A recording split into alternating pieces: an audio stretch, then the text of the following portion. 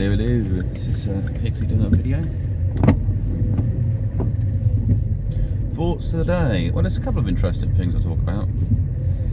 The one does touch on the sort of the MGTOW is because a lot of us guys, we're scared of women basically, and it's not because they feel there's a true danger. It's just everything that comes with it that you have to deal with. So I was going to a job and I parked up a little way down the road at a certain point down the road.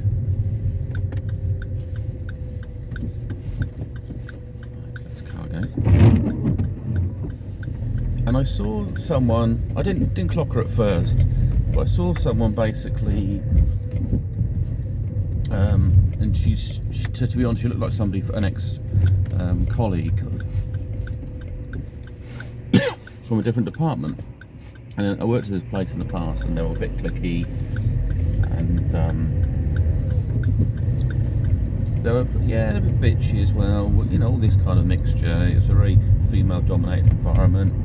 People had the little groups. You know, you had like a few alphas there, and people got together and thought, "Yeah, man," and attack that, and it was a kind of a mixture of a kind of sort of masculine and feminine twined in together. Or it's kind of some sort of synthetic masculinity. It's just sort of like projected, even though it comes from people that come across as very masculine. They're just a bit aggressive as a team. And anyway, so I saw this woman across the road, and she was walking, and I sort of looked at her and I thought, I know you. And I thought, oh yeah, it's her from such and such. And that was it. That's all I thought of. I looked at her for probably about a second, because I was just getting a recognition of who she is, and I'm sure she probably noticed me. And there was a woman ahead of her with a dog, and then it said something like, "Oh, I don't like him behind me," and I didn't know if it was a woman with a dog or it was her or whatever. I didn't say anything. She went up, ran up sort of this dog and stroked the dog or whatever. It said something that was just out of my audio range, but it was that kind of, and it was across the road, so it wasn't, I wasn't anywhere near her.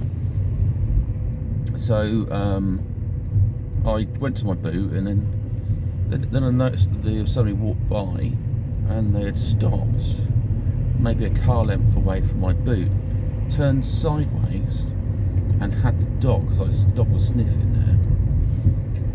And I got my stuff, and I looked, and I thought, it's the dog walker. So the dog walker's gone, taken a U-turn.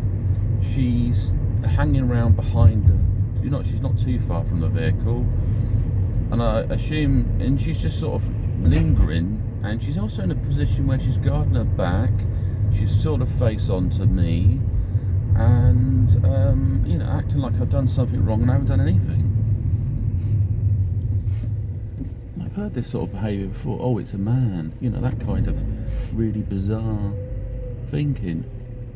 And the problem is as well, because I've been watching A Bachelor, and on there you've got a chap called Joker, and he says about women's preferences, they want a 6-foot guy, and the problem is people say, well, I can't make myself grow 6 foot.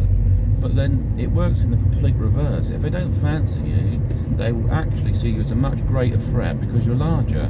If I'm about half her body, if I'm about a foot smaller than a woman, she's probably less likely to feel any fear. Because, she might do to a certain degree, but she sees the situation as more manageable. Someone like me, if I grabbed hold of her, she's unlikely to be able to move, or if I could actually just pin her to the ground, depending on where she is, basically. Having the capacity to do it doesn't mean I'm actually going to do that. I'm aware that people say, oh, you're strong, because they're vulnerable. They're vulnerable usually. So it's the overreaction of fear, and then spreading this poison around. Because if I was open to that conversation, like they said, that's what people say. Oh, I'm scared of you, but at least you could manage it and say, well, actually, I'm not interested in you at all, to be honest. The same people that are afraid of me are the ones that try to add me on Facebook and try to stalk me. So I call that kind of like reverse stalking, because that's what it is. It's placing a perception of someone's creepy and then causing issues around that based on their own insecurities. And so yeah, so I was only so how I managed that situation is it's basically a black flag. If you think something's not quite right there, they just have nothing to do with them. Just pull out of that, because they'll be playing you into some sort of game. They're dangerous at some level, you know. Because I mean, if I did engage with that, I said, "What do you want about talking about me and stuff?" It just adds that fire to the you know, adds the fuel to the fire, and gives them what they want. However, if a man argues with a woman, technically you'd probably want to dominate that space in order to get your point across in a different way, because women might point and so on, and use body language to enforce it. Men would probably use physical control. This is why in the movies you see when a woman walks away, that he grabs her arm, and you know, or if it's meant to be like romantic, that's fine. But if a woman didn't like him, it would be totally inadequate. It's like, I mean, not inadequate. It'd be totally wrong to do that, but to just freak out.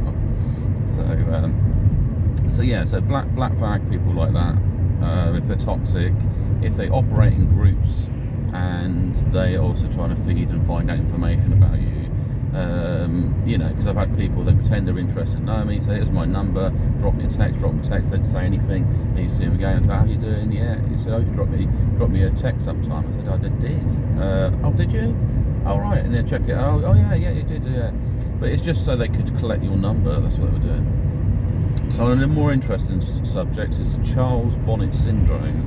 So I've encountered people with visual impairments, and also the visual impairment could be like one eye, it doesn't have to be both of your eyes. And what happens is they have hallucinations, which is interesting, because most of the time people think the hallucinations could be like dementia in an older person, but it's actually the wiring in the optical nerve is stimulating other nerves in the brain and firing them up, because it's trying, your brain's trying to compensate for something that's not working correctly, trying to fine-tune it.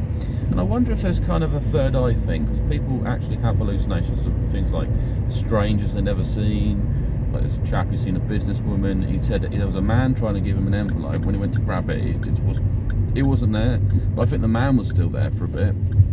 And it's just frequently having hallucinations that don't make any sense, and they don't necessarily disappear. I don't know, I have to find out, because normally you challenge a hallucination, you know, it wouldn't be there. But and there's some other stories I look on YouTube, like women said she'd wake up and she'd find there would be men sat on a bed, and she'd shake her covers and they'd still be there. And things like that. So it's very interesting, and the thing is, it's not limited to certain ages. It's trying to find out what's going on there, and like I say, what people hallucinate about is really interesting, because you have to figure out, why would someone see snakes coming out of people's thumbs, or animals turn up, but sometimes they have scary ones, like, you know, like a tiger might be in their room or something.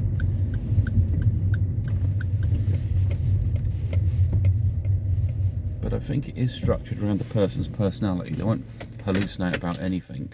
It has to be specific. So it's Charles Bonnet Syndrome. Or I have to have a look at other conditions that cause hallucinations. That'd be quite really interesting. Spiritual research, and also, like I say, it's understandable that it is.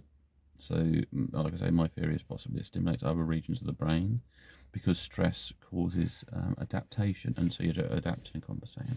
Anyway, so peace sign off. Have a great one, and I will speak to you soon. Bye.